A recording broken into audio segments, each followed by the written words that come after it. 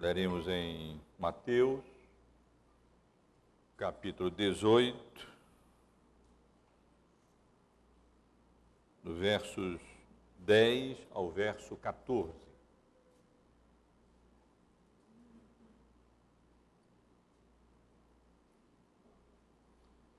Mateus, capítulo 18, versículos 10 a 14.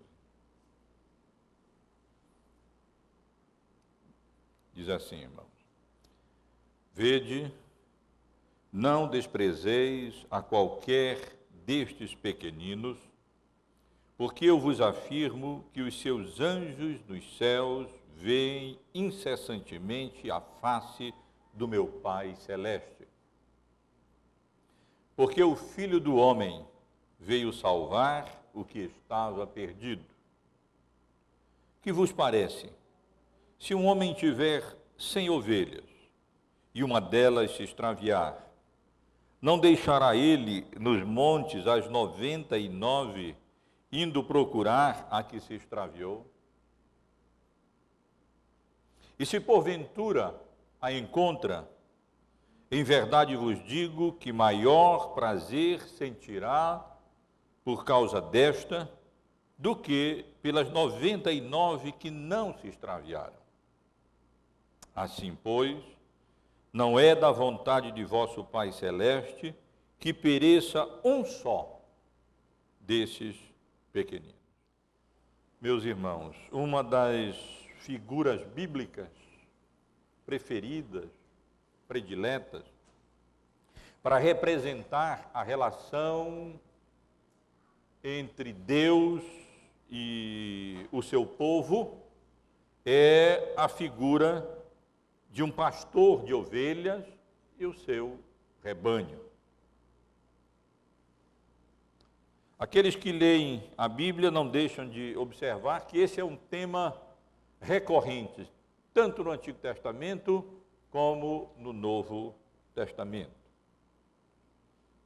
E é compreensível, porque a figura do pastor com a sua ovelha fazia parte do cotidiano na sociedade rural, na época, no Oriente Médio. Era muito comum que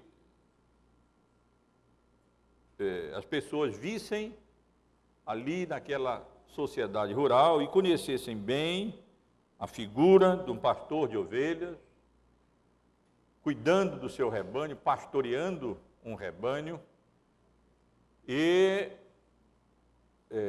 o que consistia e as atividades mesmo próprias e pertinentes a essa função. Nenhum dos, até onde se sabe, nenhum dos apóstolos era pastor de rebanho. Alguns eram pescadores, outros eram publicanos, outros exerciam outras funções, atividades, mas nenhum era pastor de ovelha. Mas essa era uma figura bastante comum e, por isso, esse é um tema recorrente no Antigo e no Novo Testamento.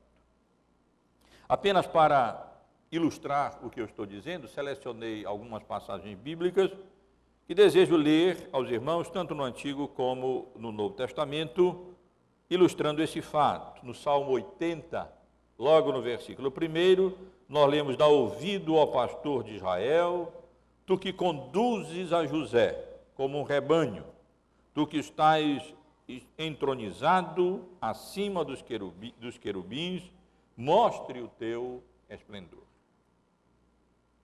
No capítulo 40 do livro de Isaías, nos versículos 10 e 11, nós lemos assim: Eis que o Senhor Deus virá com poder e o seu braço dominará. Eis que o seu galardão está entre ele e diante dele a sua recompensa. Como pastor apacentará o seu rebanho, entre os seus braços recolherá os cordeirinhos e os levará no seio. As que amamentam, ele guiará mansamente. No Salmo 100, no versículo 3, o salmista declara: Sabei que o Senhor é Deus, foi Ele quem nos fez e dele somos. somos o seu povo e rebanho do seu pastoreio. E especialmente no Antigo Testamento, meus irmãos, o Salmo 23 é um salmo que tem exatamente como tema essa relação de Deus para com o seu povo, utilizando essa figura. O Senhor é o meu pastor e nada me faltará. E quando nós chegamos ao Novo Testamento, a figura continua a ser utilizada para representar essa relação do Filho de Deus, do Senhor Jesus, para com o seu povo. No Evangelho de João, no capítulo 10, ele disse: eu sou o bom pastor, e o bom pastor dá a vida pelas ovelhas. Eu sou o bom pastor, repetiu ele, conheço as minhas ovelhas e elas me conhecem a mim. E ainda tenho outras ovelhas, não deste aprisco, a mim me convém conduzi-las, elas ouvirão a minha voz, então haverá um só rebanho e um só pastor. E na carta aos Hebreus, nós lemos no capítulo 13, no versículo 20, que Jesus é literalmente o grande pastor das ovelhas. E finalmente, irmãos, na primeira carta de Pedro, no capítulo 5, no versículo 5, o nosso Salvador é chamado de o Supremo Pastor, o maior dos pastores, o pastor das ovelhas, o grande pastor do seu rebanho, que é a igreja que ele comprou com o seu próprio sangue derramado por ela na cruz do Calvário. Como vemos então, meus irmãos, esse é um tema bastante comum no Novo Testamento e talvez poucas figuras representem tão bem essa relação de Deus para com o povo da aliança e do seu Filho, o nosso Salvador, para com o povo que ele veio e redimiu na cruz, a figura de um pastor e o seu rebanho. E no nosso texto, o Senhor Jesus faz uso dessa figura tão comum na Bíblia para nos ensinar uma importante lição. E eu gostaria de chamar a atenção dos irmãos para esses poucos versículos, mais importantes versículos que aqui nós encontramos.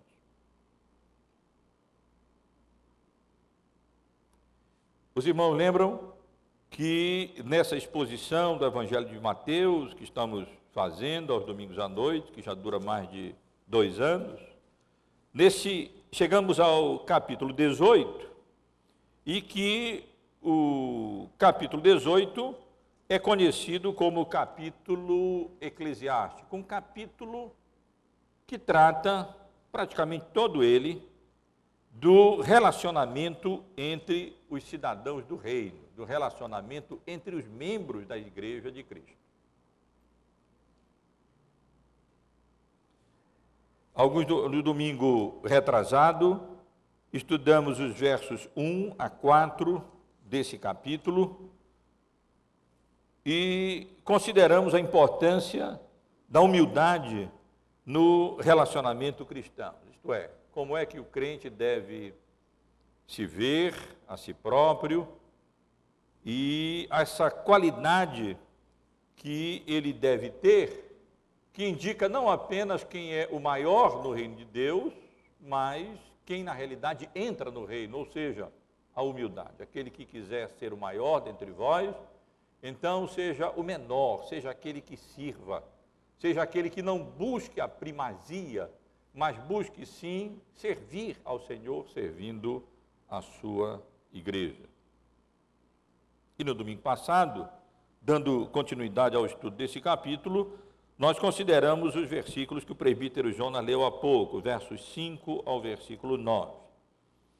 Aqui, o Senhor Jesus ressalta a identidade entre ele e o seu povo e o cuidado grande que nós devemos ter, nós, o seu povo, para não servirmos de tropeço, de pedra de tropeço para os nossos irmãos na fé, para os nossos irmãos em Cristo. Se necessário for, é o que a passagem nos ensina, nós devemos tomar atitudes drásticas contra o pecado. Evidentemente, a passagem não ensina que nós devamos nos mutilar, arrancar um pé, um braço, uma mão, um olho, mas que nós devemos, se necessário for, com toda a nossa força, com todo o nosso empenho, resistir como que até o sangue na nossa luta contra a iniquidade e contra o pecado, para não virmos nós mesmos a ser pedra de tropeço pelos nossos irmãos e irmãs em Cristo Jesus. E aí então chegamos na passagem que nós acabamos de ler, os versículos 10 ao verso de número 14.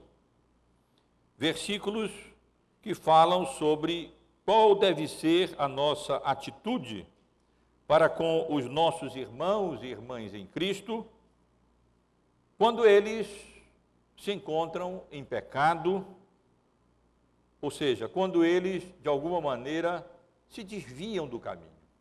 Observem que há um desenvolvimento aqui nesse capítulo. Não devemos ser pedra de tropeço, é o que nós aprendemos nos versículos anteriores.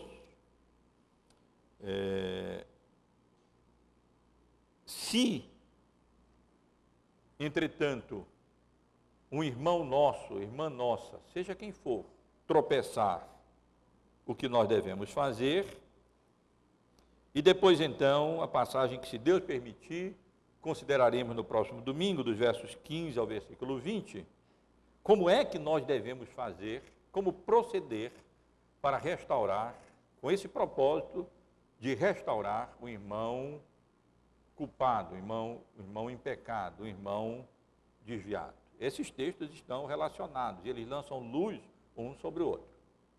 Sem dúvida alguma, a passagem que estudaremos domingo que vem lança luz sobre a nossa passagem, explicando como é que nós devemos buscar as ovelhas perdidas, qual o significado disso, bem como a passagem que estudaremos hoje sobre essa atitude pastoral de buscar as ovelhas perdidas, lança luz sobre o texto que estudaremos no próximo domingo, porque há, sem dúvida, aqui um desenvolvimento lógico, uma continuidade. Então, eu chamo a atenção dos irmãos para essa passagem, vamos, com a graça de Deus, considerá-la brevemente. Aqui, portanto, a parábola da ovelha perdida, o ensino sobre como nós devemos buscar os nossos irmãos e irmãs desviados. E se quisermos também dizer, aqui temos a importância que Deus, o texto nos ensina, a importância que Deus mesmo atribui a cada membro individual do seu povo. Sugiro aos irmãos que a passagem pode ser estudada de maneira apropriada e compreendida da seguinte maneira. Observem a estrutura do nosso texto. No início do versículo 10, nós temos uma exortação ou advertência. Vede, não desprezeis a qualquer destes pequeninos. A seguir, ainda no mesmo verso, mas incluindo também o versículo 11, o Senhor Jesus apresenta duas razões para não desprezarmos os nossos irmãos em Cristo. Nos versículos 12 e 13, ele ilustra esse dever com a parábola da ovelha perdida. E no versículo 14, ele conclui o seu ensino nesta sessão. Então, chama a atenção dos irmãos, em primeiro lugar, para a exortação, a advertência básica, que nós encontramos logo no início do nosso texto, logo na primeira parte do versículo 10. Vede, não desprezeis a qualquer destes pequeninos. E aqui eu gostaria de elucidar alguns termos para compreendermos melhor a exortação de Jesus. Quando o Senhor Jesus introduz esta advertência dizendo, vede, horate, no grego, ele está aqui como que acendendo uma luz vermelha no sinal, não é? Chamando a nossa atenção. Essa palavra é utilizada introduzindo uma advertência para exatamente chamar a nossa atenção e indicar, olha, aqui vem uma advertência séria, uma advertência grave. Poderíamos traduzir como cuidado, prestem atenção para aquilo que eu vou dizer. E o Senhor Jesus continua dizendo, não desprezeis. E quando ele diz não desprezeis, ele significa que nós não devemos desprezar, desdenhar, menosprezar, que nós não devemos de forma presunçosa nos considerar superiores e julgar que os nossos irmãos e irmãs em Cristo, quem quer que seja qual for a condição deles, sejam considerados como sem importância ou pessoas inferiores com relação às quais, literalmente, na língua original, nós olhamos de cima para baixo, como se elas se encontrassem em uma posição inferior, desprezível, sem importância e, portanto, descartável.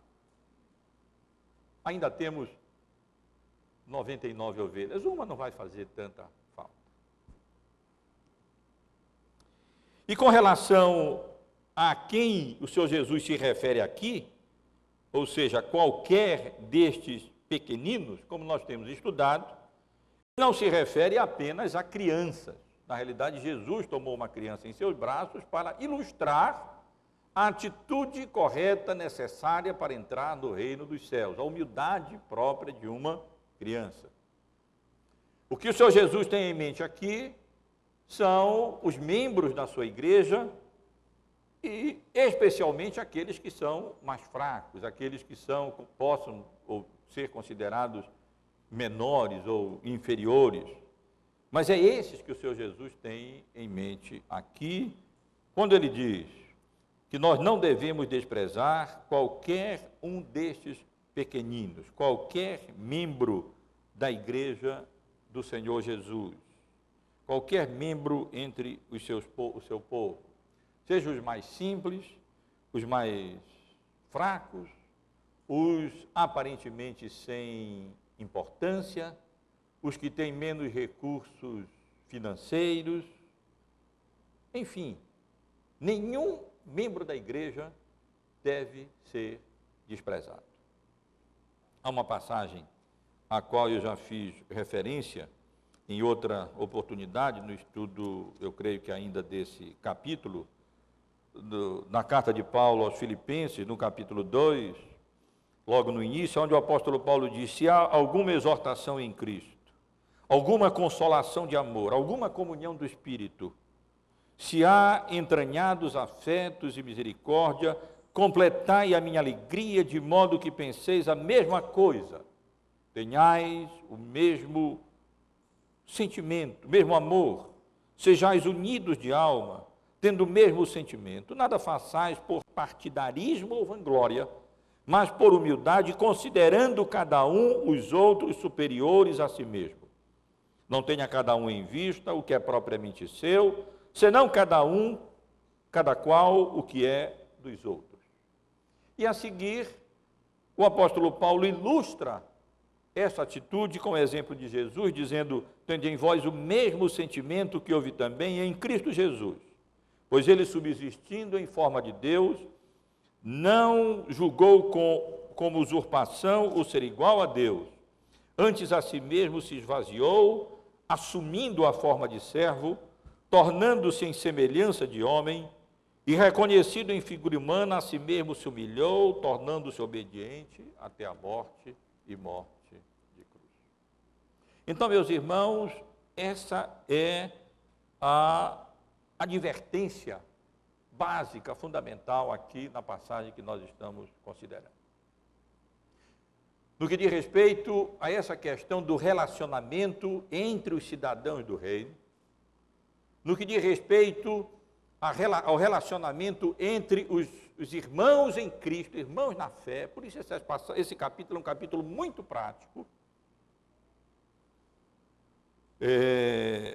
Nós devemos ter cuidado no sentido de não desprezar, não menosprezar, não considerar de pouca importância ou tratar com indiferença qualquer membro da igreja do Senhor Jesus Cristo. Isso é fundamental para que agrademos a Deus no nosso relacionamento cristão. Devemos fazer tudo mesmo, para não servir de tropeço para eles. Entretanto, os escândalos virão.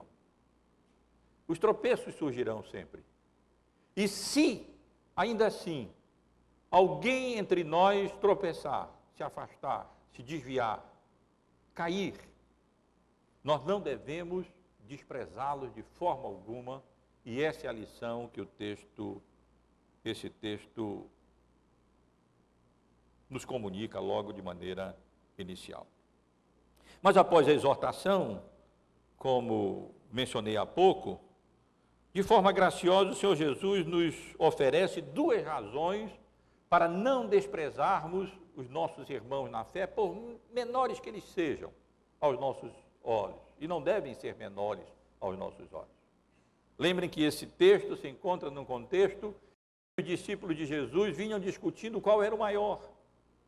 E ele disse que o maior é exatamente o menor, aquele que serve. E é exatamente nesse contexto que o Senhor nos ensina a como tratar esses menores, esses nossos irmãos e irmãs na fé, especialmente se um deles tropeçar e se desviar. E ele, portanto, oferece duas razões para nos animar, nos encorajar, no sentido de não desprezarmos a qualquer um desses pequeninos, a qualquer um dos nossos irmãos e irmãs, que pela graça de Deus e obra do Espírito Santo chegaram a se ver como pobres de espírito, indigentes espirituais, e assim puderam entrar no reino de Deus. E isso nós encontramos na segunda parte do verso 10 e no versículo 11. Na segunda parte do verso 10, nós encontramos uma razão estranha para o nosso entendimento à primeira vista. Quando ele diz: vede, não desprezais qualquer destes pequeninos, porque eu vos afirmo que os seus anjos nos céus veem incessantemente a face do meu Pai Celeste. O que é que o Senhor Jesus quer dizer aqui? Ainda hoje, há quem... Isso não é novo, na verdade, os judeus, já na época de Jesus, muitos deles acreditavam naquilo que nós chamamos de anjo da guarda. Eles acreditavam que cada pessoa tinha um anjo que o guardava e que o protegia. E como os irmãos sabem, essa é uma crença que permanece até hoje. Muitos ainda hoje pensam que Deus designa um anjo para cada pessoa e que cada pessoa tem um anjo que está ali ao seu redor, sempre cuidando dele e guardando e o protegendo. E uma das passagens bíblicas utilizadas em defesa desse pensamento é exatamente essa que nós acabamos de ler.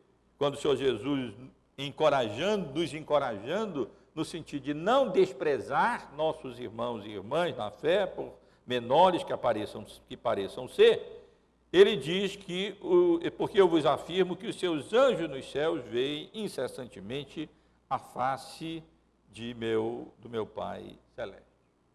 Na realidade, não há base bíblica, sustentação bíblica, para acreditarmos ou defendermos que cada pessoa tem um anjo da guarda. Mas, evidentemente, que os anjos, que são espíritos ministradores a serviço de Deus, para o bem especialmente da sua igreja, eles de fato estão ao nosso serviço. Para usar uma linguagem, eu não entendo nada de futebol, mas para usar uma linguagem de futebol, Isso não significa que a marcação seja homem a homem, né? Que haja um anjo para cada pessoa sendo guardada. Mas significa que, os que entendem de futebol, se eu estiver dizendo bobagem, deixem para lá. Mas significa sim que os anjos em geral, eles nos guardam. E que Deus utiliza essas criaturas espirituais, incorpóreas, poderosas, santas, que adoram a Deus, que contemplam a sua santidade, que o louvam. Deus as utiliza como mensageiros e as utiliza como agentes, como espíritos ministradores, como nós lemos logo no início da carta aos Hebreus, no capítulo 1, no versículo 14, para o bem daqueles que hão de herdar a salvação. Não são todos eles espíritos ministradores, diz o autor da carta, enviados para serviço a favor dos que hão de herdar a salvação? Todos os anjos parecem serem utilizados com essa função, que não significa que cada anjo, cada pessoa tenha um anjo da guarda, mas os anjos em geral estão ao nosso serviço. E o argumento do Senhor Jesus é: se Deus que está nos céus determinou que essas criaturas angelicais, espiritualmente e moralmente superiores a nós, fossem utilizadas, empregadas como agentes teus, como ministros teus, para o bem do seu povo, iremos nós desprezar aqueles que são objeto do cuidado e da graça de Deus, através da utilização, inclusive, dessas criaturas espirituais, naturalmente, normalmente invisíveis, para o nosso próprio bem, a nossa preservação, o nosso cuidado? Evidentemente que esse é o argumento aqui do Senhor Jesus. Mas ele continua. E no versículo 11, numa passagem que se encontra entre colchete na minha Bíblia, e provavelmente se encontra entre colchetes nas Bíblias, nas versões que os irmãos têm em mão, nós lemos que porque o Filho do Homem veio salvar o que estava perdido. O versículo se encontra em colchetes porque os editores das nossas Bíblias consideram que esse versículo, no texto original, não se encontrava. Ele, na verdade, é uma passagem que se encontra também em Lucas, no capítulo 19, no versículo 10, com referência naquele contexto do episódio da conversão do chamado de Zaqueu. E por que esse versículo não se encontra em alguns poucos manuscritos, alguns apreciados pelos estudiosos desse assunto, como, por exemplo, o manuscrito Aleph, conhecido como Aleph, uma letra grega, o manuscrito sinaítico, e o manuscrito B, conhecido por essa letra também, e o manuscrito conhecido como Vaticano. Então, por que não se encontram em alguns poucos manuscritos mais antigos? Várias pessoas acham que esse texto não faz parte do texto original, mas na realidade ele se encontra na grande maioria dos milhares de manuscritos preservados do Novo Testamento. E, portanto, não creio que deva haver qualquer dúvida que esta passagem se encontra, é de fato original, e que, portanto, aqui nós temos a segunda razão que Jesus oferece para nós não desprezarmos qualquer pequenino no meio do seu povo. A primeira, como vimos, é que o povo de Deus é tão importante, cada um deles, que Deus utiliza os anjos dos céus para preservá-los e guardá-los e, de alguma maneira, servi-los como espíritos ministradores, ministros a serviço de Deus para o bem daqueles que hão de herdar a salvação. Mas o segundo encorajamento, a segunda razão que o próprio Senhor Jesus oferece, é que esses pequeninos, são tão importantes que Deus não poupou e enviou o seu único filho exatamente para salvá-los. Portanto, o texto cabe perfeitamente aqui no contexto. Não tem nenhuma razão, nem externa, nem interna, pela qual possamos considerar que essa passagem não pertence de fato ao cânon do Novo Testamento. É, portanto, essa segunda razão. Ora, eles são importantes, cada membro da igreja, e não devem ser desprezados, porque Deus enviou o seu Filho, e o Filho do homem veio a esse mundo e assumiu a nossa natureza humana. Ele encarnou e foi obediente até a morte, morte de cruz. Não julgou como usurpação o ser igual a Deus, mas veio a este mundo e veio exatamente para salvá-los, resgatá-los, livrá-los do domínio do pecado e não permitir que eles se apartem nem total, nem definitivamente da graça e da misericórdia de Deus, se forem de fato seu povo, se estiverem entre aqueles que hão de herdar a salvação. Então, irmãos, temos aqui, portanto, dois encorajamentos, dois incentivos, para que nós, como irmãos em Cristo, de forma nenhuma desprezemos a nenhum outro irmão ou irmã nossos na fé. Sejam eles de que condição social forem, tenham eles o nível cultural que tiverem, ou mesmo o nível espiritual que tiverem, maior ou menor, ainda que tropecem, que pequem, eles não devem ser desprezados. O Pai zela tanto por eles, que utiliza espíritos ministradores para o bem deles. E mais ainda, ele enviou seu próprio Filho, para não permitir que eles pereçam, mas para que eles fossem salvos. Porque o Senhor veio exatamente para os perdidos, para os desviados, para aqueles que aparentam não ser nada, exatamente para esses foi que o Senhor Jesus veio. Mas a passagem continua, meus irmãos e irmãs. E para deixar ainda mais vívida esta exortação para os seus discípulos e para nós, o Senhor Jesus fez uso de uma pequenina parábola para ilustrar a importância dos pequeninos, dos crentes, sejam quem forem, para com Deus. E a parábola se encontra aqui nos versículos 12 e 13. É a parábola conhecida, e assim é o título em negrito na minha Bíblia, a parábola da ovelha perdida. A parábola começa com uma introdução, uma pergunta típica para fazer com que os ouvintes reflitam, os ouvintes pensem. O que vos parece? Quando Jesus faz essa pergunta, ele suscita a nossa atenção, ele nos convida à reflexão, porque ele vai fazer uma pergunta, ele está interagindo conosco, e ainda que o que venha depois seja uma pergunta de retórica, que nem precisa ser respondida, porque a resposta já está embutida, ainda assim ele demanda a nossa atenção.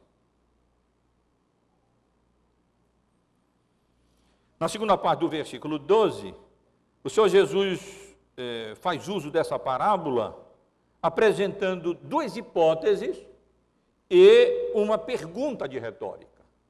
As duas hipóteses são claramente indicadas aqui.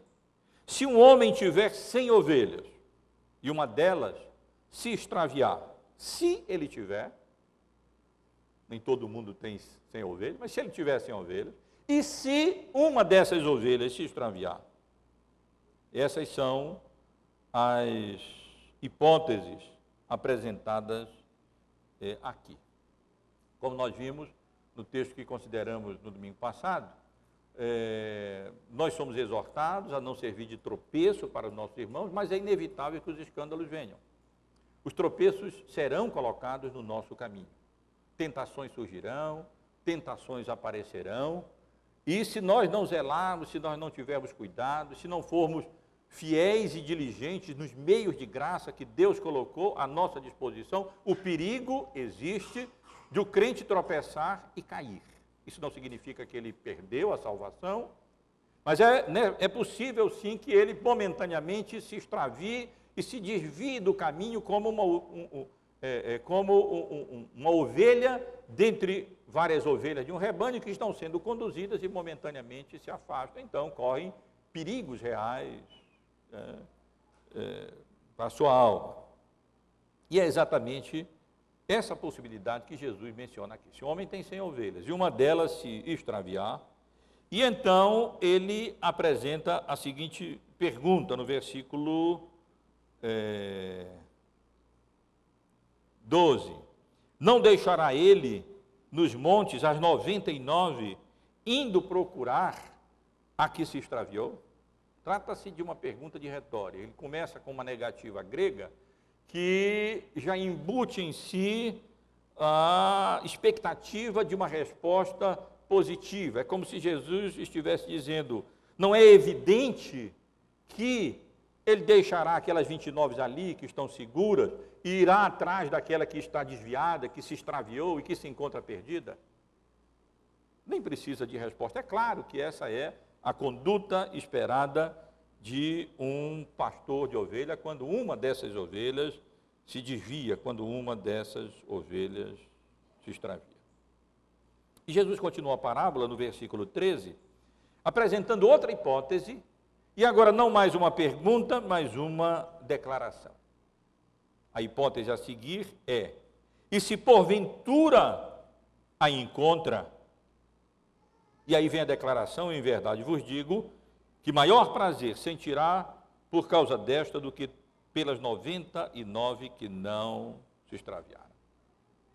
A hipótese aqui no versículo 13, portanto, se um homem, e se porventura a encontra.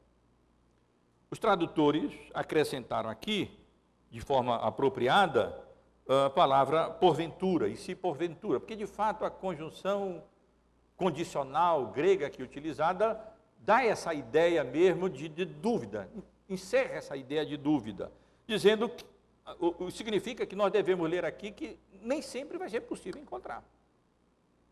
Nem sempre.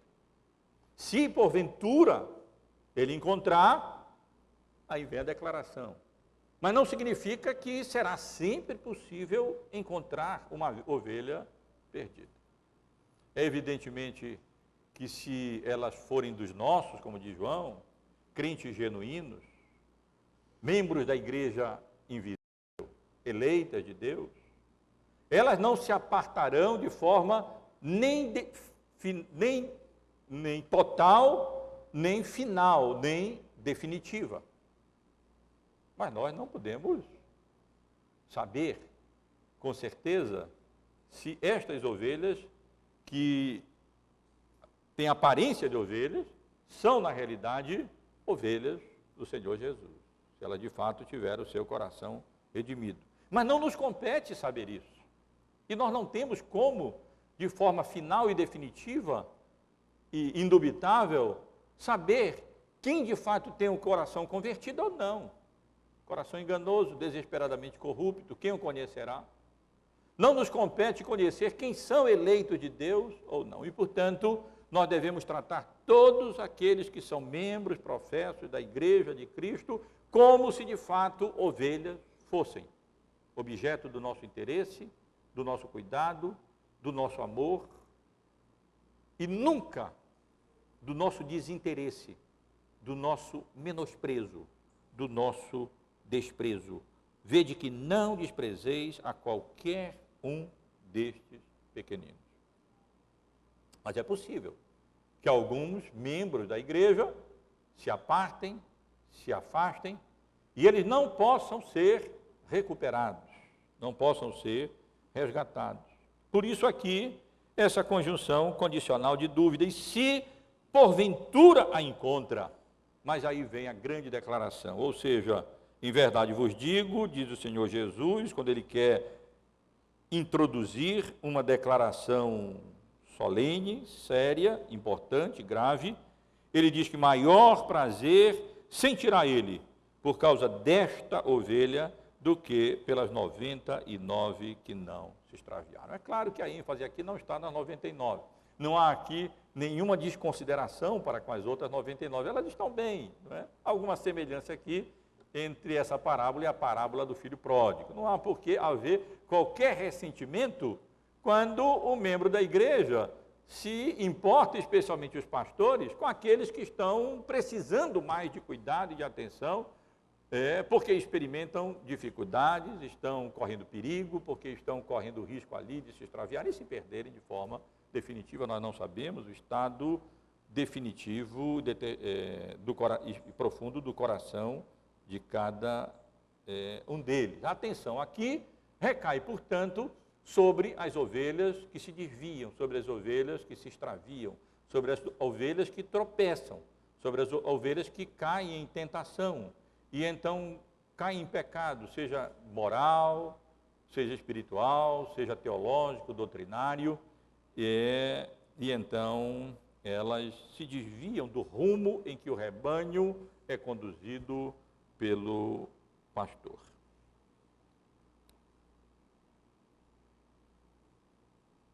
E então, irmãos, chegamos ao final do nosso texto, o versículo 14, onde encontramos, na verdade, a conclusão. Jesus, aqui temos um sermãozinho mesmo perfeito, né? A introdução, o tema sendo lançado, não desprezeis a qualquer desses pequeninos. Depois, então, as razões para essa exortação, a ilustração com essa parábola muito comum da figura do pastor com as suas ovelhas, uma delas se extraviando, e então a conclusão, ressaltando a lição principal que quer ser transmitida nessa passagem. E a conclusão aqui é em termos de uma inferência, ou seja, assim pois, logo, portanto, assim sendo, por conseguinte, diz o Senhor Jesus, não é da vontade do Pai Celeste, não representa o querer de Deus, o desejo de Deus, que pereça um só desses pequeninos.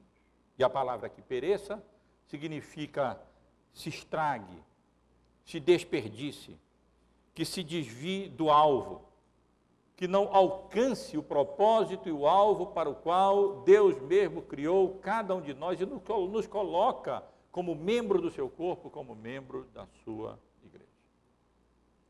Não é propósito, não é desejo de Deus, Ele não quer, não deseja de forma alguma. Isso nós podemos ter certeza, que qualquer dentre aqueles que Ele elegeu desde a eternidade e predestinou para a vida, e confiou para que fossem redimidos pelo seu Filho, que veio a esse mundo e derramou o seu sangue por eles, se desperdice, deixe de alcançar o alvo que é a glória de Deus, e a salvação final, a ressurreição do corpo e a vida eterna. E podemos, portanto, dizer que aquele que não tem prazer na morte do perverso, evidentemente ele não deseja de maneira alguma que se perca nenhum daqueles que ele elegeu e confiou a Cristo para que fossem salvos. É provável que esteja na mente dos irmãos as palavras de Jesus em João, no capítulo 6, nos versículos 37 a 40. Todo aquele que o Pai me dá, esse virá a mim. E o que vem a mim, de modo nenhum o lançarei fora. Porque eu desci do céu, não para fazer a minha própria vontade, e sim a vontade daquele que me enviou. E a vontade de quem me enviou é esta, que eu não perca que nenhum eu perca de todos os que me deu, pelo contrário, eu o ressuscitarei no último dia. De fato, a vontade do meu Pai é que todo homem que vira o Filho e nele crê, tenha a vida eterna, e eu o ressuscitarei no último dia. E aqui Jesus mesmo declara, não por forma de parábola, mas de maneira explícita e clara, que na eternidade Deus, o Pai, lhe confiou eleitos para que ele os salvasse, os redimisse. E a vontade de Deus é que nenhum dentre eles se percam. E o Senhor Jesus diz que, de fato, nenhum deles se perderá. O Pai os confiou a ele, e ele então os redimirá, os salvará. Todo aquele que o Pai lhe deu virá a ele, e o que vier a ele, ele jamais lançará fora, ele jamais desprezará, e jamais permitirá que se afaste, que se aparte, nem total, nem definitivamente da sua graça. E para isso, ele age por meio do seu Espírito, por meio da sua palavra, por meio da sua igreja, exatamente no sentido de que essa determinação, essa advertência, essa ordem seja cumprida aqui. Ou seja, que ninguém despreze qualquer pequenino, qualquer membro da igreja de Cristo, ainda que sejam os mais fracos na fé, e os que desprezem, e os que pequem, e os que caem, esses devem e continuam especialmente a ser objeto do nosso cuidado, da nossa atenção e do nosso propósito de resgatá-los para que eles não pereçam, mas alcancem a vida eterna. Meus irmãos, é uma passagem breve, com essa lição, com algumas lições claras, para as quais eu desejo chamar a atenção dos irmãos e desejo ressaltar antes de concluir essa exposição. Entendo que essa passagem contém algumas lições práticas importantíssimas para a vida da igreja. Todo o capítulo contém lições práticas importantíssimas. A primeira seção desse capítulo, que nos ensina que a humildade é aquele elemento, aquela atitude fundamental para cultivarmos boa relação entre os nossos irmãos e irmãs em Cristo. Isso é tão importante para nós. Como a tentativa, a intenção de nos sobrepormos aos outros, como isso destrói o bom relacionamento cristão. O empenho, o zelo e o cuidado que nós devemos ter nas nossas relações com os nossos irmãos, como aprendemos no domingo passado, para não nos tornarmos pedras de tropeço para eles em nenhum sentido. E essa passagem, irmãos, e ainda assim, se eles se extraviarem, não devemos desprezá-los de maneira alguma, de forma alguma, mas devemos imitar aquele pastor que representa o nosso supremo pastor, o Senhor Jesus Cristo. E com a graça de Deus, lançarmos mão de todos os meios e recursos na tentativa de resgatá-los, para que eles não venham a perecer, porque não é vontade do nosso Pai Celeste que nenhum deles pereça, mas sim que pela graça de Deus eles alcancem a vida eterna. E aqui temos, portanto, lições importantes, como por exemplo a primeira, com relação a essa advertência, acerca exatamente desse cuidado que nós devemos ter para não desprezar nenhum membro da igreja de Cristo, nem por aparência, nem por posição social, nem por condição financeira, por condição cultural, ou mesmo por condição espiritual, por fraqueza. Nossos irmãos e irmãs na fé não devem ser desprezados. Eles são preciosos para Deus. Tão preciosos que os anjos dos céus ministram em favor deles. Tão preciosos que o unigênito de Deus veio ao mundo e morreu na cruz, derramou o seu sangue para redimi-los, e eles foram confiados a ele, e ele não cogita da possibilidade de perder nenhum daqueles a quem o Pai lhe confiou. Como não podemos saber, eu repito, sem sombra de dúvida, quais são os que são crentes genuínos, nós devemos pressupor que todos os membros da igreja são, de fato, ovelhas de Cristo. E, portanto, não devemos desprezá-los, mas devemos agir para com eles de acordo com a vontade de Deus revelada e de forma nenhuma olhar de cima para baixo, desprezando-os, menosprezando-os ou considerando-os membros sem importância ou descartáveis da igreja do Senhor Jesus. Essa é uma lição importante, irmãos, que nós devemos, com a graça de Deus, observar. Jamais tratar com desprezo qualquer membro da igreja de Cristo. Ele morreu por eles e, portanto, não podem ser desprezados. A segunda exortação que aqui encontramos é que se qualquer um dentre nós se extraviar, isto é, pecar, se desviar do caminho correto, do caminho certo, apresentado pela palavra de Deus, nós como igreja devemos buscá-lo, ou buscá-la. Como? Aconselhando, admoestando, exortando, advertindo, amparando, comunicando ao conselho, disciplinando. Exatamente, porque se os irmãos lançarem os olhos para a passagem seguinte, que é continuação dessa, os irmãos verão exatamente a maneira, o procedimento sobre como tratar um irmão faltoso.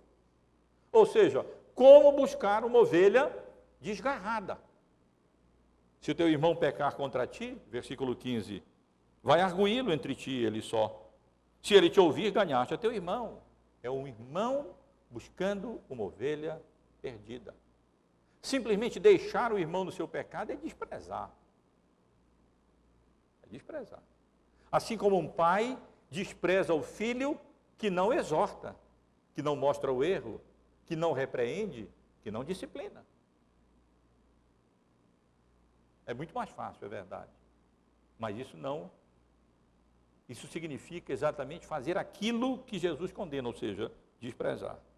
Se, porém, não te ouvir, toma ainda contigo uma ou duas pessoas, para que pelo depoimento de 2 ou 3 testemunhas, toda a verdade toda a palavra se estabeleça. E se não os atender, diz-o à igreja, e se recusar a ouvir também a igreja, considera-o como gentil e publicano. O texto começa com um irmão. Se o teu irmão pecar contra ti. E ele termina com gentil e publicano. Nem sempre é possível resgatar as ovelhas extraviadas. Se a encontrar, se porventura a encontrar, que grande alegria, que regozijo, que prazer. Mas nem sempre é possível encontrá-la e mais ainda, nem sempre é possível resgatá-la, porque nós não sabemos aquelas que, de fato, aquelas que são de Cristo. Aquelas que são, com a graça dele, responderão mais cedo ou mais tarde positivamente. As que não são, não farão isso. Mas, irmãos, aqui temos essa exortação. Se qualquer dentre nós se extraviar, pecar, se desviar do caminho, nós devemos nos interessar por elas, devemos buscá-los, nossos irmãos na fé, buscá-los aconselhando, buscá-los advertindo, cuidado, meu irmão, esse caminho é um caminho perigoso. Minha irmã, observe bem como é que você tem se conduzido, ou se comportado, ou se relacionado. Olha repare bem a sua conduta, admoestando, exortando, ainda se for o caso, até levando outra pessoa, como nós vamos considerar aqui domingo que vem, e olha, está errado isso que você fez, não é o caminho certo, não é o caminho correto. Isso é a atitude, segundo o texto, através da qual nós buscamos aquelas ovelhas que se encontram perdidas. E isso é dever de membros da igreja, e é claro, isso é dever especialmente dos pastores da igreja, dos oficiais da igreja, presbíteros, diáconos, ministros da palavra, aqueles especialmente presbíteros, nós, a quem Deus confiou um rebanho, devemos ter todo cuidado e toda atenção para jamais desprezar os menores que estejam na igreja. Pelo contrário, pela misericórdia e graça de Deus, aconselhá-los, admoestá-los, exortá-los, e quando se desviarem, buscá-los para que possamos dar a eles a oportunidade de se corrigirem dos seus erros, dos seus pecados, com o objetivo e o propósito de serem restaurados à comunhão da igreja, à comunhão com Cristo. Quantas vezes isso acontece?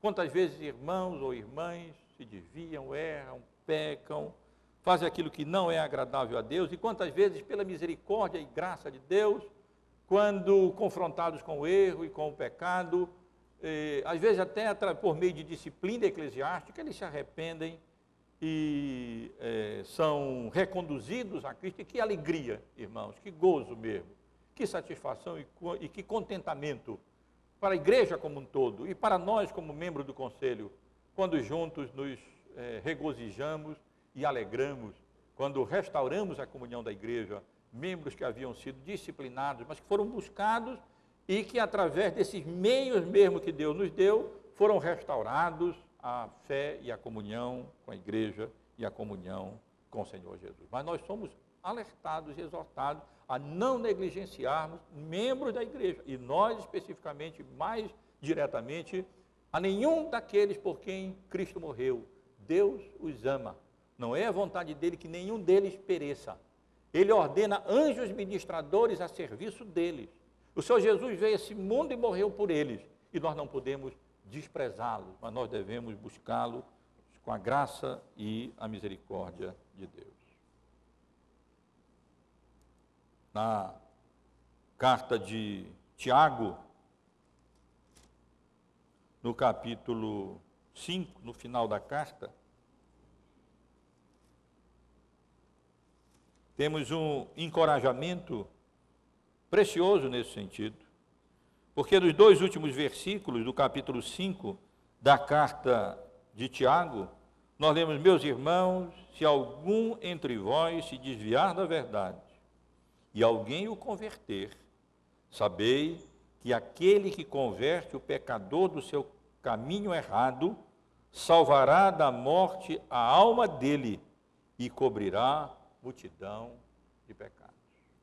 É o encorajamento no sentido de que, se vermos um irmão ou irmã, por menor que seja, se desviando da verdade, seja na sua conduta moral, nos seus conceitos doutrinários ou qualquer outra coisa, nós temos o dever e a responsabilidade e o privilégio de sermos utilizados como instrumentos da graça de Deus para restaurá-los e convertê-los do seu mau caminho, para que então a sua alma seja salva da morte e os seus pecados cobertos. Mas mais ainda, irmãos, esse texto que estamos estudando representa para nós não apenas uma advertência e uma exortação, mas representa para nós enorme conforto, ou seja, o Senhor cuida de nós, é isso que Ele nos ensina. E cuida de nós individualmente, de cada um de nós. Não significa que tenha um anjo para cada um de nós, como eu disse, mas o Senhor zela por nós e cuida de nós. Na realidade, aquele que é representado por essa parábola como pastor, não somos nós. Aquele que é representado por essa parábola como pastor é o grande pastor das ovelhas, é o supremo pastor, é aquele que aqui nos ensina, por essa parábola, que cada um de nós importa para ele, que cada um de nós é precioso, e que se um se desvia, ele, como o perfeito pastor, o grande pastor, o supremo pastor, não hesitará em deixar as outras ali, claro, aos cuidados, guardadas, elas não correm perigo e risco, e então buscar essa ovelha desviada, essa ovelha desgarrada. No Salmo 91, nos versículos 11 e 12, o Salmo 91 é um salmo precioso, né? Tem como título Sob a Sombra do Altíssimo. E começa assim: o que habita no esconderijo do Altíssimo e descansa à sombra do Onipotente, diz o Senhor, meu refúgio e meu baluarte, Deus meu em quem confio. Pois ele te livra do laço do passarinheiro e da peste perniciosa. E nos versículos, a partir do versículo 9, nós lemos: pois disseste, o Senhor é o meu refúgio, fizeste do Altíssimo a tua morada, nenhum mal te sucederá, praga nenhuma chegará à tua tenda, porque os seus anjos dará ordem a teu respeito para que te guardem em todos os teus caminhos. eles te sustentarão nas suas mãos, para não tropeçares em alguma pedra. Que conforto, irmãos, para nós. Aquele que nos criou, cuida de nós individualmente de tal maneira que utiliza inclusive anjos com vistas à nossa preservação temporal e à nossa preservação espiritual. Para que nós não tropecemos, que não caiamos. Quantas vezes nós não sabemos, esses espíritos ministradores são espíritos, nós não os vemos regularmente, a não ser que excepcionalmente se manifestem em alguma forma visível, mas regularmente nós não os vemos, e nós não temos ideia de quantas vezes eles foram utilizados por Deus como instrumento dele para desviar os nossos pés do tropeço. Se continuássemos andando naquela direção, lendo aquilo que estávamos lendo, vendo aquilo que estávamos vendo, consultando aquele site, olhando aquele site da internet, ou vendo aquele, ou sei lá o quê, como nossos pés seriam conduzidos à queda, ao pecado. E não sabemos quantas vezes anjos de Deus foram utilizados exatamente para livrar e preservar os nossos pés da queda. E ainda proporcionar circunstâncias e situações na providência soberana de Deus, para que aqueles que tropeçam, pela misericórdia e graça de Deus, venham a ser alcançados e respondam positivamente a essa procura, a essa busca do Supremo Pastor, e sejam reintegrados ao seu rebanho, ao rebanho do seu pastoreio, ao seu reino, à sua igreja. Mas, meus irmãos, certamente a principal lição desta passagem é que Jesus é o grande pastor das ovelhas. Ele é o supremo pastor.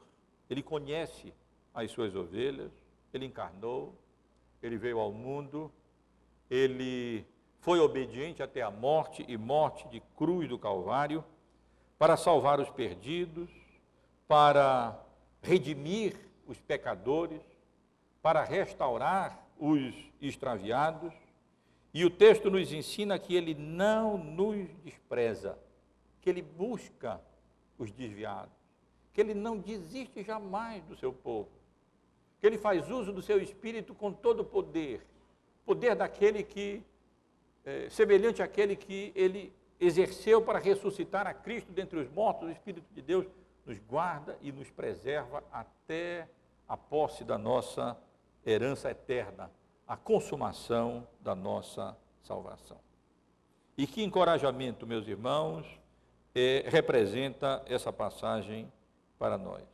Ela deve ser motivo de encorajamento quando aprendemos nela que anjos, o próprio Senhor Jesus e o próprio Deus se regozijam quando nós nos levantamos do pecado e da queda, quando retornamos do desvio, quando nós somos restaurados do pecado ao favor e à graça do nosso Deus e à comunhão da sua igreja e à comunhão do seu povo.